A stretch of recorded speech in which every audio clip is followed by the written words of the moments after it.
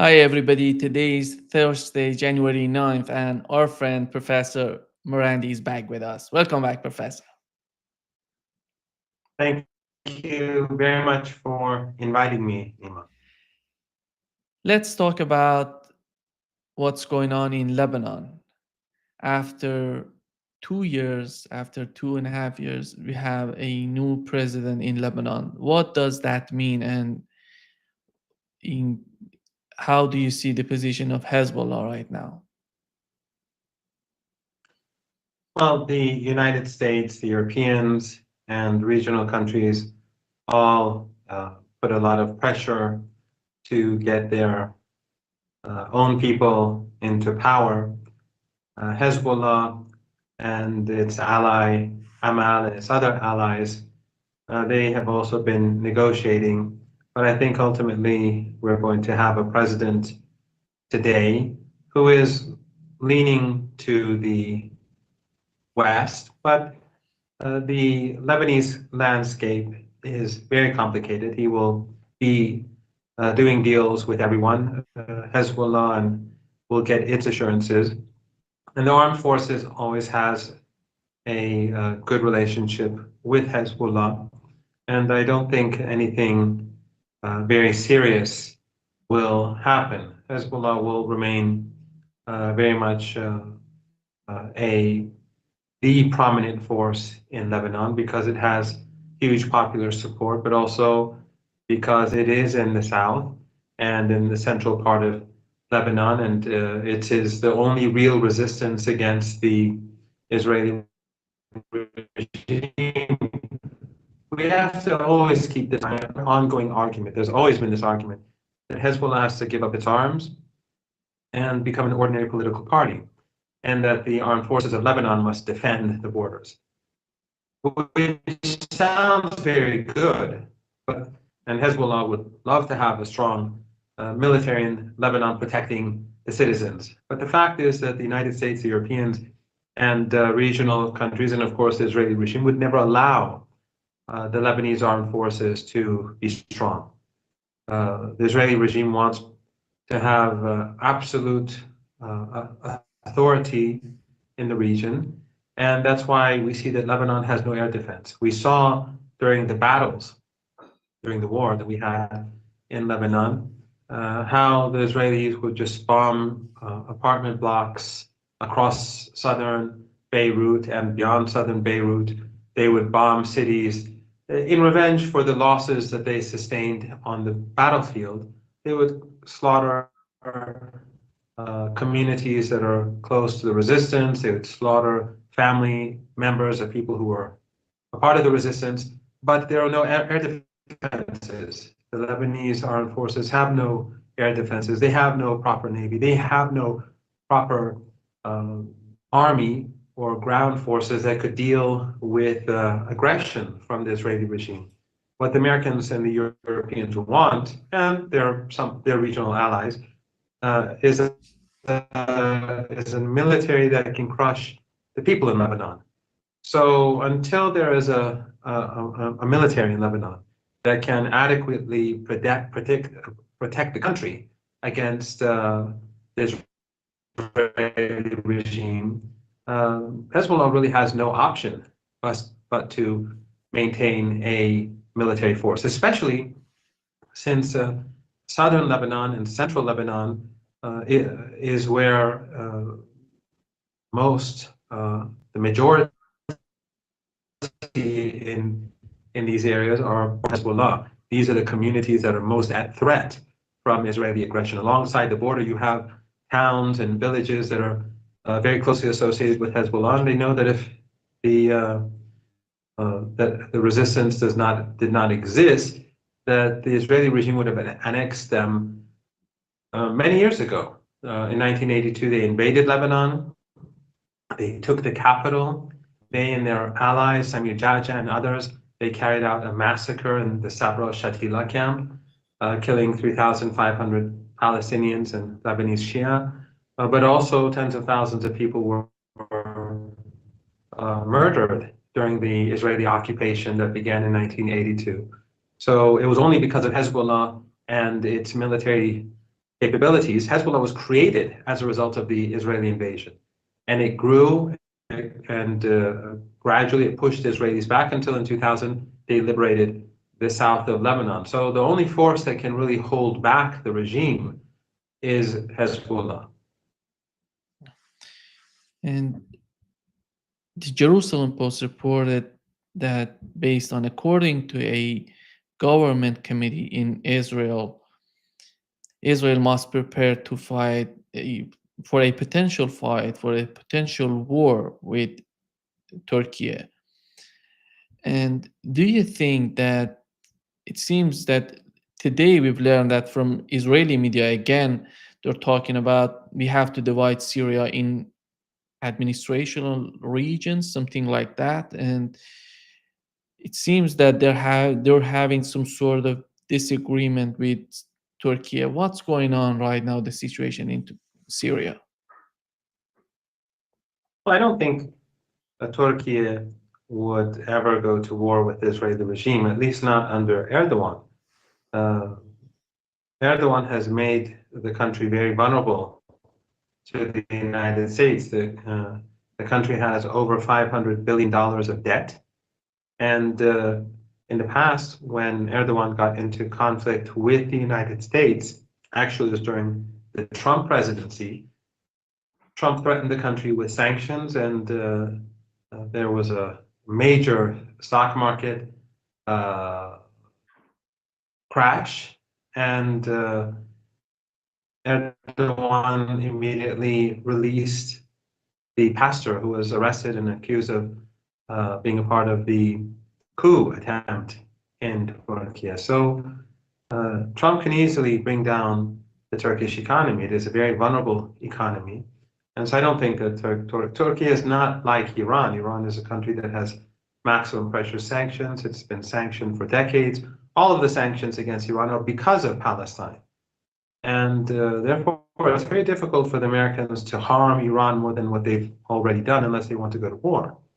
And that I believe it's unlikely despite all the rhetoric. I'm not saying it's impossible, but I find it unlikely. But if Turkey wanted to go to war with the Israeli regime, the US would bring down the economy. And I don't see any reason why it would want to do so anyway. Erdogan has been giving Netanyahu the oil to run his war machine during the last over 15 months. It continues. Senior intelligence officers go back and forth, and they have diplomatic ties. If Turkey under Erdogan had broken off ties with the Israeli regime last year and ended the trade and ended business, then I think the situation today would have been significantly worse for the Israeli regime. But instead, he collaborated and they did a deal to destroy the Syrian government. And I'm sure that they will have differences over how to manage Syria, but I don't think they're going to go to war or anything like that. What the Israeli regime wants is a weak and broken Syria. And what Erdogan wants is to have a large sphere of influence in Syria. And I think that neither are going to get what they want because the extremist groups that Erdogan supports, Al Qaeda or Al Qaeda and its affiliates, I don't believe they're going to be able to gain control over the country. There's growing opposition, all of the minorities, the Kurds, and also many ordinary Sunnis who do not believe in this extremist Wahhabi ideology or Salafi ideology that Erdogan is pushing. They're not going to support the regime. And these people, right now, we have people from Tajikistan and China and elsewhere who are managing affairs in the country. That's not something that the people of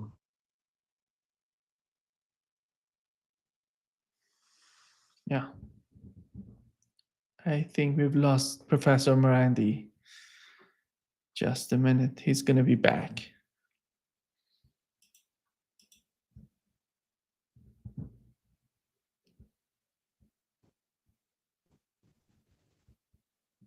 of Syria going to accept? So I think that You're back, Professor. the mandatory. Yeah, Yeah, you're back. sorry. Okay. So where did I get? Yeah, you were talking about the situation with the Kurds and Turkey. Let me ask a question about the Kurds. Do you think that the situation with the United States in terms of the differences they're having with Turkey in terms of the Kurdish population of Syria, how is that going so far? Is it going to get better in terms of the disagreements? Are they going to get along with each other, or are we going to have some sort of we're going to have more escalations? I think this is a problem that cannot be solved. They want to square the circle because the reason why the United States is in Syria is not because of the oil. It's not because of the grain and the wheat that is produced in eastern Syria. It's because of Israel.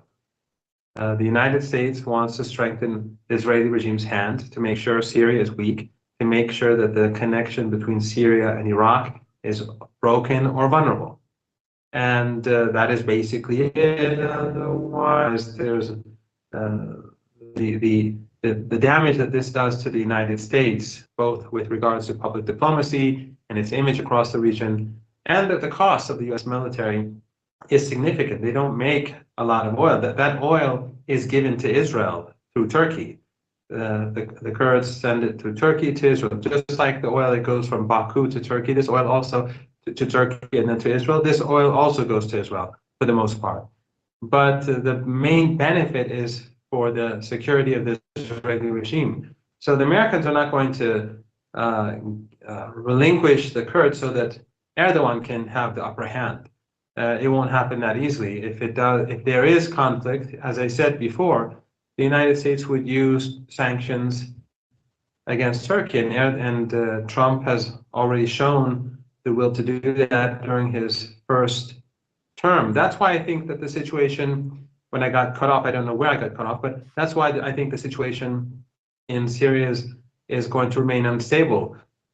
Jolani is not going to be able to easily take the Kurdish areas. He's not going to be able to impose his will upon all the minorities and ordinary Sunnis who do not believe in this Salafist extremism that Erdogan is pushing in the country. And Erdogan has taken this mantle of Wahhabism and Salafism from Saudi Arabia. Saudi Arabia under Mohammed bin Salman has distanced itself from these extremist groups and their ideology.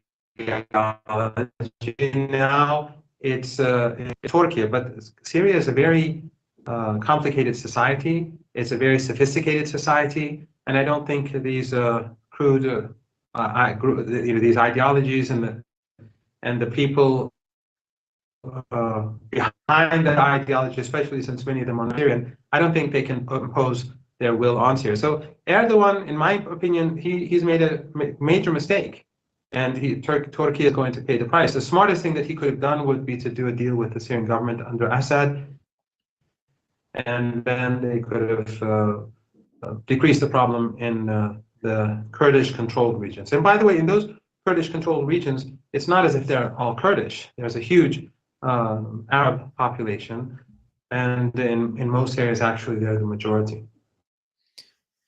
How do you see the policy of the European Union? We've seen that the foreign minister of Germany, Annalena Baerbock, went to Syria to talk with al-Jolani. And how what's the policy? What's the main objective of this trip? Are they seeking some sort of leverage on these people in Syria, or they're trying to do the policy coming from the United States? I don't know what would that be. It's that the elimination of Russia from Syria. How do you find it? Well, part of it obviously has to do with Russia. Part of it has to do with the Israeli regime, but also it's the issue of refugees. And they would like to be able to send some of these people who reside in Europe, and Europe has took them in as the opposition, but they know who they really are. So they would like to see them go back. And one of the interesting things about all this is that in Europe and in the United States, supporters of the Israeli regime often say that Israel is protecting the West from Muslims. But the reality is that the Muslim population in West Asia, the reason that they immigrated to Europe for the most part, or that they've gone to Europe as refugees for the most part, are the wars that Netanyahu has been pushing for. So, and that Israel has engaged with. So you see Syrians, Iraqis, Afghans, Libyans in North Africa, people from Yemen, people from across the region, from Lebanon and elsewhere, streaming towards Europe. But the only reason they're doing so is because of the Israeli regime and because of ISIS and Al-Qaeda, which are constructs of Western intelligence agencies.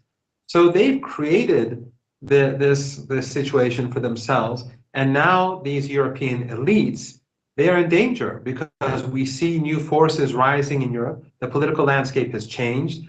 We've seen the government in Germany fall, Austria as well, instability in France, where the prime minister is constantly being changed. This is, and of course we had Brexit, which also what caused Brexit to pass in the UK was what was going on in Syria and the images of Syrians coming into Europe. So it's ironic that they criticize,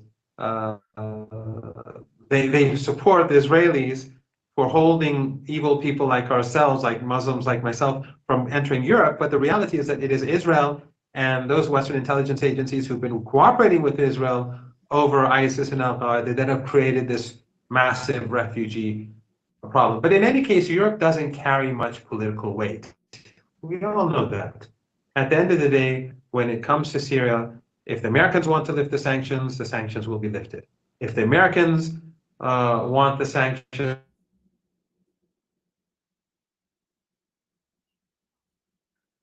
Yeah. the sanctions will remain in place. It does not carry much weight, and I think it's decreasing day by day. Yeah. When it seems that we're having some sort of problem with your connection, Professor Marandi, but let's go ahead. Yeah. And do you want me to restart and maybe move somewhere else? no, right now it's okay. Yeah, we can continue. And some people are comparing Iran to Syria right now. With Trump coming to office in Washington, they're just talking about Iran, where Iran was under the sanctions, and the sanctions had influenced Iran's economy, and that's why maybe they're comparing Iran to Syria. Iran can collapse, Iran can do this, do that. But what would be your response to those people who are thinking that Iran would be Syria in the near future? I think that's absolute nonsense. Over the past 4 decades, Iran was supposed to collapse maybe tens of times. We've always been here. If you look back at Western media coverage of Iran, whether it's written media, whether it's before the internet or after the internet, it doesn't matter. You'll see that Iran has always been depicted as unstable. The Iranian regime, as they call it,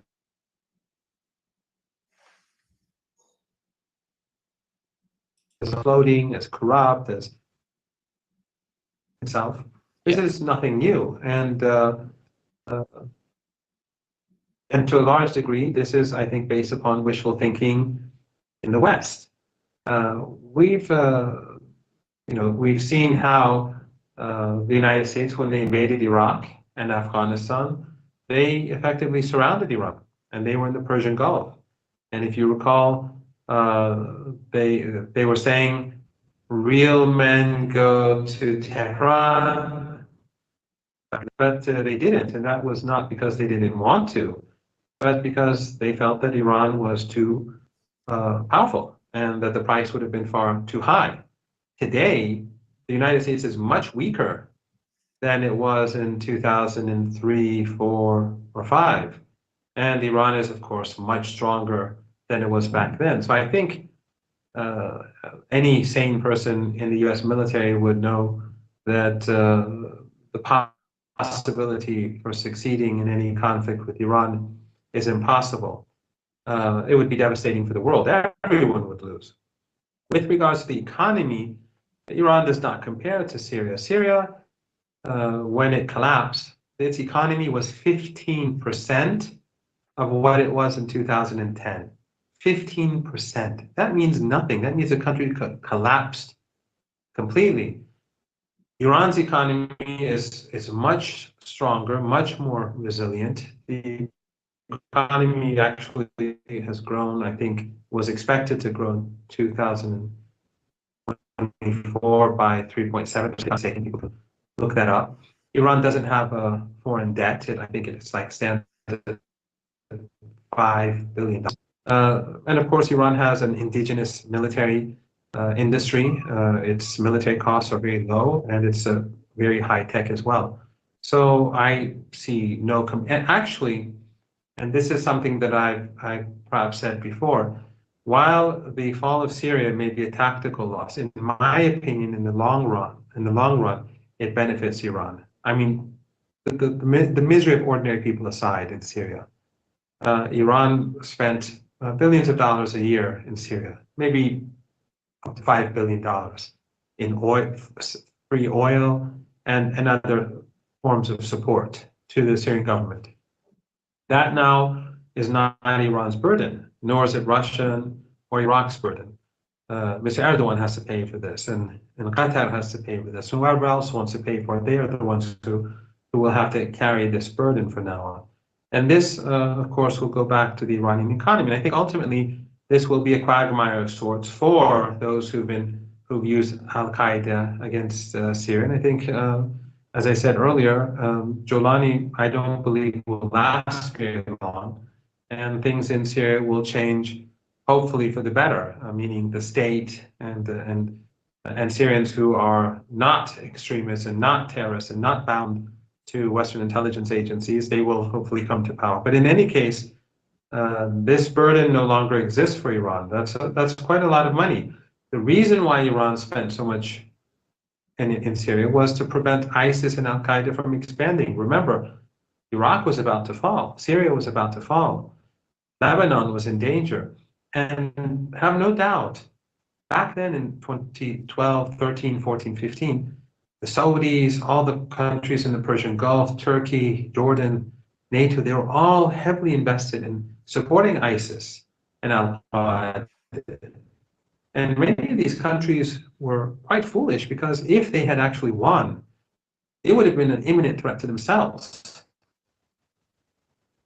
So, but today Iraq is secure, Lebanon is secure, and I think that Al Qaeda in Syria today is much weaker than it was in 2013, 14, and 15. Much more divided, much weaker. The only reason why they gained power was, as we all know, the state had collapsed. It had emptied out. There was no money left. People were just barely trying to survive. So, in my opinion, under these circumstances, the burden and the burden on countries that stood against the Syrian people, that burden.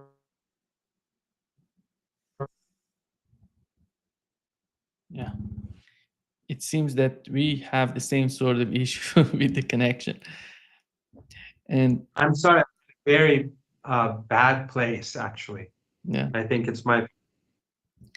And when it comes to many people in the West, when I'm talking with them, they just don't understand what's going on in Iran in terms of the new government, Pezeshkian and his team. They're thinking that there is some sort of division between the Iranian government and Iranian leadership. How could you explain that to the people to the people in the West who doesn't understand what's going on and how does it work in Iran? How influential the new government can be to change the policy of Iran in your. Each administration has its own policies. And you see a big difference between the current administration and previous administrations. And the difference between President Raisi's administration and the administrations before him. That's always going to be the case. The leader, of course, is the most important person in the country in accordance with the Constitution. He is chosen and potentially removed by a council of experts that's elected every 8 years.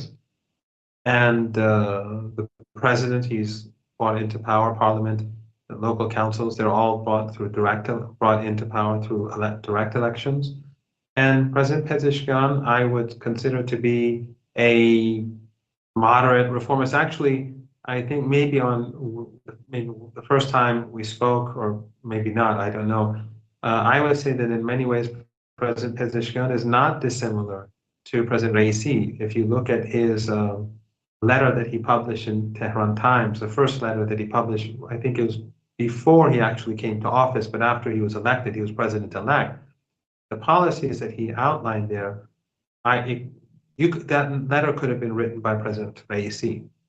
So although he is from his own political background and he has his own political allies, I don't see any significant difference in policy between President Pezeshkian and President Raisi. Now, obviously, there are people in his administration that have differing views with one another within the administration. I don't want to name names, but there is a substantial difference between different people within the administration. And so when within the administration you have differing views, obviously they're going to also have differing views from people outside the administration. But the leader carries a lot of weight, and President Pezeshkian has very good relations with the leader. I'm much stronger with the leader than, for example, Dr. Rouhani, or President Khatami, or Mr. Ahmadinejad. I'm not saying that his relationship with the leader was closer to Dr. Raisi, but compared to the other presidents, I think his relationship with the leader is closer. And I think there is consensus in Iran about the resistance and about how and dealing with Israel. There may be differing tactical policies being promoted by different people in the country, but I think with regards to the United States, it's not all. I know how people online are depicting the situation. The different camps in Iran are very, this is one of the amazing things. In the West, they say that Iran is despotic. But if you look at the debates that we have in Iran, they're not different from the debates that they have in the United States or in Europe. I would say, in fact, they're more aggressive often and more hard-hitting, significantly more hard-hitting, and even in many cases more fundamentally different from one another, the different factions. But in the center, there's a lot of consensus. And I would consider people like Dr. Pezeshkian and Dr. Raisi to be centrists. So those who are extreme, whether reformists or Paidari, as some people call them, or principalists or others, they are on the periphery of politics. They have loud voices, but they are not the decision makers. And I think that therefore this is not really an issue. Iran ultimately has a very powerful place to discuss these issues, and that is the Supreme National Security Council. It's led by the president. It has a chair, and you have members appointed in accordance with the Constitution to different entities, and they make the decisions. The leader, of course, has to approve them, but the president and the foreign minister and his minister of defense, they all have significant input. So I would say that in general, there is no real difference over Iran's principal policies, but tactically speaking, there are differences. And of course, the language used by diplomats is always going to be different from the language used by the military. At least in a country like ours, that's how it should be. In the United States, they all sound like military, whether it's a Secretary of State or the head of, a CENTCOM chief. They all sound like they want to invade country after country. But for example, if I was a diplomat uh, in Iran, if I, if God forbid I had a official government position, I wouldn't be speaking or tweeting like I do now. I would have to use a different type of language. I may have the same beliefs, but I would put it differently. But of course, a military officer would be different. So I think there's a lot of people read too much into what some people on the periphery say, and a lot of people believe what these so-called Iranians who are basically funded by the West, all these Iranian Persian media outlets. I think there are 300 of them, based in the West, funded by the West, and these people affiliated to think tanks. They say what the West wants to hear, and it's sort of like an echo chamber. So the West believes the rhetoric of the people that they fund themselves. So they'll say that, look what this person said, or look at what that person said. But it's, if you go online, you'll see all sorts of, extreme things being said in the United States by people who have influence, but that doesn't mean that they determine policy in the United States. Let me ask a question, because many people are asking me if the Iran's policy toward resistance and the support going to resistance going to change under Pezeshkian. What would be your response to those people? I see no indication of that whatsoever. I don't see even why they would say this. I understand where it comes from, and I explained that in my previous response, but it's not a valid thing to make. Some, by the way, and this is not linked to your question directly, but I think I should address it. Some would say, well, Syria actually, its fall did hurt Iran because, as I said, it was a tactical victory for Netanyahu and Biden and Erdogan. But as I said earlier, I think in the long run, ordinary Syrians aside, and the suffering that they have to tolerate due to sanctions and ISIS and Al Qaeda and all that aside, I think in the long run it benefits Iran because the burden has been lifted off the shoulders of the Iranians and the Russians and the Iraqis. But some say, well, how about Hezbollah and the resistance? Well, we know now that over the past few years, the Syrian government distanced itself from Iran. And basically, a few years ago, they expelled the Iranian commander and the bulk of the Iranian forces. And they tilted towards Saudi Arabia and the UAE, who did nothing really for them. And within the Syrian military, and intelligence, they subtly worked against Iran and Hezbollah. And so Hezbollah was not able to, during the war that we saw, use the assets that they could have used if the relationship was like it was 4 or 5 years ago. However, some would say, well, in any case, the bridge between Iran and Lebanon no longer exists. Well, first of all, as I said, the bridge was not so much of a bridge over the last few years. So it was more of a burden rather than a bridge. But Iran will be able to support Hezbollah without any difficulty or major difficulty. How do you think Iran? How does anyone think Hamas and Islamic Jihad continue to fight in Gaza? How are they getting in their weapons? How are they getting how are they building more tunnels as we speak? It's been, of course, the heroism of the resistance in Gaza is extraordinary, but things are getting in. So, and they've been getting in for years. So if Iran can supply the resistance in Gaza, if Iran can supply and support the resistance in Yemen, then I think it's clear that Iran can support the resistance in Lebanon. They have their ways. I don't know if you've seen yesterday, Donald Trump shared a video of Jeffrey Sachs talking about the endless wars in the Middle East, in which Jeffrey Sachs says the main problem is Netanyahu in the West Asia. That's because of him we had the war in Iraq and Afghanistan, all difficult in Syria. Libya. How do you think, what does that mean for Donald Trump right now to share that video? Is he, that shows us, can we understand that he's not interested in a war in that region because he wants to focus on China? I'm sure he's not interested in a war in the region because it would destroy his presidency. War with Iran would destroy the global economy. It would bring down the global economy. There's no doubt about it. You know, much of the world's oil is produced in the Persian Gulf and the Persian Gulf region, and some in the Caucasus, and gas as well. If there's conflict, all that would come to an end. That would mean the end of, you know, it would mean mass migration like in Latin America and Asia and Africa like we've never seen before at a time when economies will be collapsing. And things are already not so good anyway. No one would win such a war. Everyone would lose.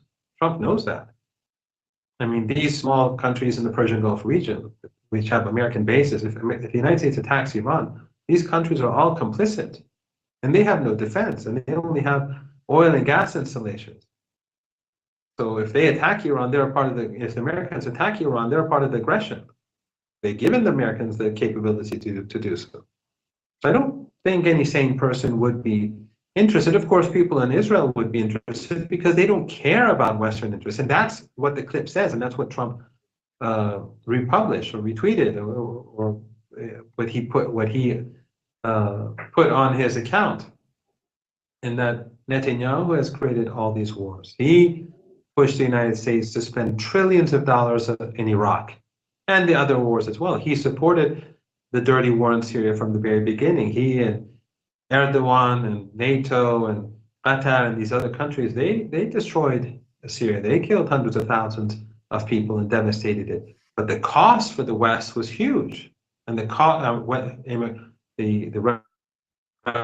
refugee crisis, the expenditures, and of course, as I said, for example, the war in Libya.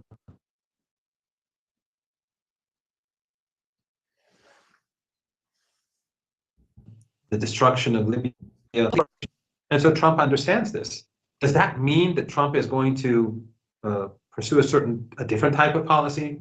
I don't know, because first of all, you know, in Iran right nowadays, there are lots of meetings where people discuss the US foreign policy under Trump. And I don't go to any of them because I always tell people as soon as they contact me, I say, first of all, I'm not an expert, but second of all, I don't know. I don't know which direction Trump is going to take the United States. But 7 years ago, I think roughly, it was like the first Super Bowl, American football, after Trump's presidency. And it was between the first half and the second half, he did an interview with O'Reilly from Fox. And O'Reilly said, I don't remember exactly what it was, but O'Reilly said that Putin is a murderer. And then Trump said, well, you know, we're not, you know, I don't remember exactly what he said. He said, like, we don't have like exactly an ideal past either. There are lots of killers around here too. And then O'Reilly sort of tried to say, well, we're different. He's a murderer. Here we make mistakes. And he said, well, millions or many have died because of these so-called mistakes. He didn't say so-called mistakes, but in any case, he was saying something very different. But that didn't mean that Trump changed U.S. policy or that he was a more reasonable politician or that he was more just. He pursued very similar policies as before. He says that he didn't begin any new wars, but he bombed Syria. He continued the occupation in Iraq. He ultimately did not withdraw his troops, the legally based troops in Syria. And he murdered General Soleimani. That could have caused a war. It was Iran that prevented the region from being engulfed in and we have to remember that Netanyahu was supposed to be a part of that operation to murder General Soleimani. And he backed out at the last moment, meaning basically that Netanyahu wanted the United States to get into war, but he didn't want to be a part of it. So that just shows how selfish the Israeli regime is. They don't care about the Americans. They don't care about the Europeans. They don't care about the destruction. And that is what Sachs is basically saying. He's saying that Netanyahu is a dark son of a something, and that is something that Trump is he's repeating basically. But that doesn't mean that, okay, so we're going to have a different sort of presidency with a much better person. I don't believe in that. No one should be naive. Trump is no anti-war person. He's surrounded by neocons and Israeli firsters, and the region is going to have to continue to protect itself against the United States. And I think that I don't think that Iran is going to make any calculation on Trump that makes him any different, where they see him as different than Biden. And we also have to keep this in mind. Trump doesn't have any card up his sleeve that Biden didn't have. It's not as if Trump has some exceptional power. There's some hidden power in the United States that Trump can use that Biden couldn't use. Biden did what he could against Iran. He did what he could against the resistance. He did what he could against Russia. He did what he could against the Chinese. And we still see the United States in a interesting to see Trump repost what Professor Sachs said, but and it does reflect the fact that the mood has changed in America, because Trump isn't the first person to do this. Candace Owens, she's making a splash, and we see Tucker Carlson. He did his own interview with Professor Sachs, which made a huge impact. And of course, on the left, and the mood against towards the Israeli regime has shifted tremendously, but still, I wouldn't count on Trump taking a more sane approach. We know that Iran and Russia would sign a comprehensive agreement on January 17th, before Donald Trump comes to power. What would that mean, Professor, in your opinion, in terms of Donald Trump's policy? You've mentioned that they're going to be the same as Joe Biden, but the situation is changing, and there has to be some sort of understanding on their part.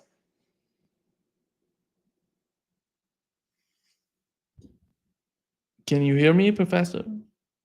Yes, I heard you. Okay, go ahead. I heard you. I don't mean to say that the policies will be identical, but I mean, in substance, I believe that they're going to be similar. No two people are going to behave exactly the same. I think the agreement that will be signed between Iran and Russia, although I don't have the details and I don't know the details of what's going to be in the agreement, but obviously it's going to be important enough for the two presidents to sign it and for it to be discussed so often in the media in Iran and Russia and elsewhere for the last few months. And there was, of course, speculation that it wouldn't be signed, which was nonsense. That again is propaganda that's spread by actors who pin their hopes on some sort of division between Iran and Russia. The fact is that the United States has pushed Iran and Russia towards this agreement and greater cooperation. The United States and the Europeans, by constantly antagonizing countries like Iran and Russia, they've pushed the two towards each other. If we did not have the irrational behavior of the West towards Iran in support of the Israeli regime, if the West did not have this irrational this irrational policy of expanding NATO all the way to the Russian borders, Russia and Iran would probably still be prioritizing their trade with the West than with one another. But the West has pushed these two countries towards each other. And now, while BRICS is still in its early stages of development, but you see now Indonesia is becoming a part of BRICS. The North-South corridor that will go through Iran, that's being developed, will link Iran to Russia, to Central Asia, to Eastern and Western and Central Russia, to Belarus, but also it will link Russia through Iran to India, the Indian subcontinent, Africa to Southeast Asia, which is, Indonesia is rapidly growing. So you see the north-south corridor between Iran and Russia, how huge how important it is. Russia has enormous resources, enormous resources. And then, of course, it's Central Asian countries as well that'll be using this corridor, and the Caucasus too, and as I said, Belarus. But this corridor was largely ignored for decades. They've been talking about it, I think, for almost 2.5 decades now. I'd have to look this up, or they've been promising to push it forward. But both the Iranians and the Russians were about it most. But now the two countries have taken this seriously. So the military relationship has evolved, the economic relationship has evolved, and the cultural relationship has evolved. And this is not something that can be reversed. This is what the West has done. Iran's tilt towards regional countries, towards Asian countries, towards China, towards BRICS. This has all been, the catalyst has been Western antagonism. And the same is true with Russia. So I think that the agreement that's going to be signed is very important. But I think we have to even look at it, the broader context, that the West is isolating itself. It's destroyed its image in Lebanon and in Syria, because outside of the West, people see Syria for what it is. They see that Al-Qaeda has taken power, Western-backed Al-Qaeda forces. Iran has been vindicated in Syria, and so has Russia.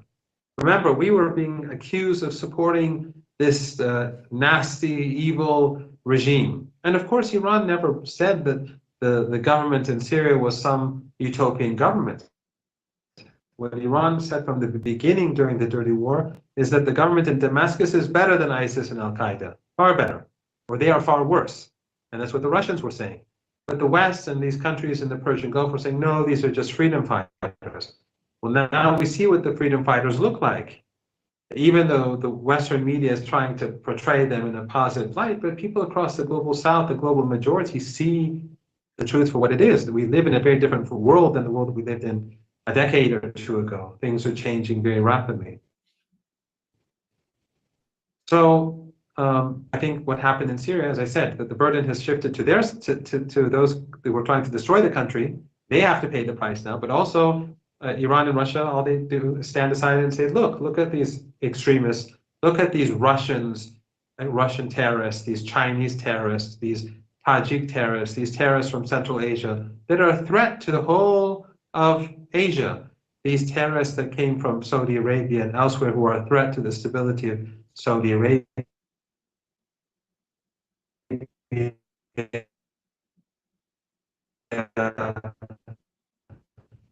And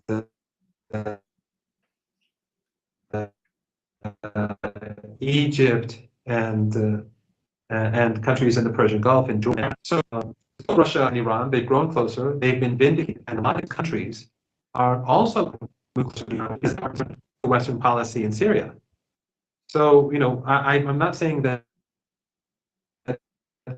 there are not tough days ahead. I think 2025 is a tough year. It will be a decisive year, but the relationship between Iran and Russia has evolved dramatically. And after what has happened in Syria, I think that there's even more interest among countries in the Arabian Peninsula and in Central Asia to cooperate more with Iran and Russia. Yeah. Thank you so much, Professor Marandi, for being with us today. Great pleasure as always. Thank you very much for having me. I apologize for the very poor connection, and I wish everyone a very good new year ahead of them. And especially, I'd like to congratulate our Armenian and Orthodox Christian brothers and sisters, because the 6th of January is the Armenian Christian Christmas, and we have Armenians in Iran in large numbers. And of course, January the 7th is Orthodox Christmas. So congratulations to everyone.